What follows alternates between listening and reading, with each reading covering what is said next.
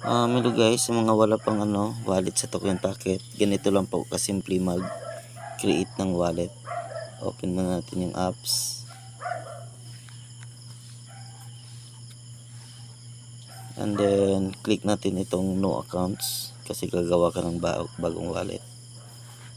Tapos scroll down lang and then click mo itong Polygon Matic. And then create wallet po.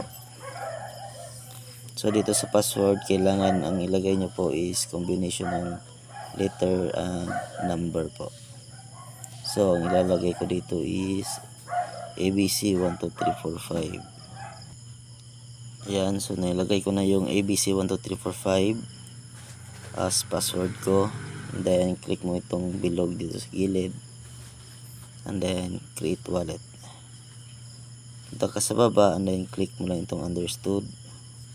Tapos click mo yung tatlong circle and then generate. Click mo lang itong tap to display recovery please. And then isulat niyo po ito sa papel kasi napaka-importante po nito.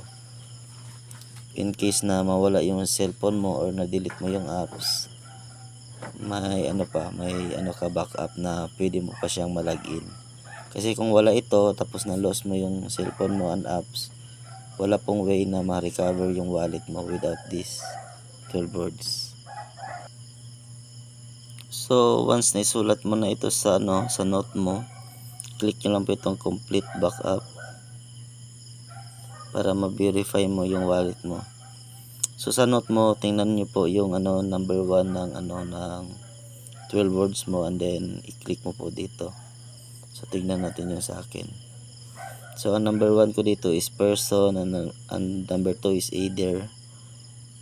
And then yun po yung i-click natin. Person. Yan, number 1 siya. Then either po. So tuloy-tuloy nyo lang po hanggang sa maubos nyo po yung 12 words dito na may lagay. So ayan na po yun guys, na ilagay ko na yung yung 12 words po and then click po natin confirm. So ito na po yung wallet natin, na-create na po siya. Yan. So ganyan na po kadali mag-create ng wallet dito sa Token Packet.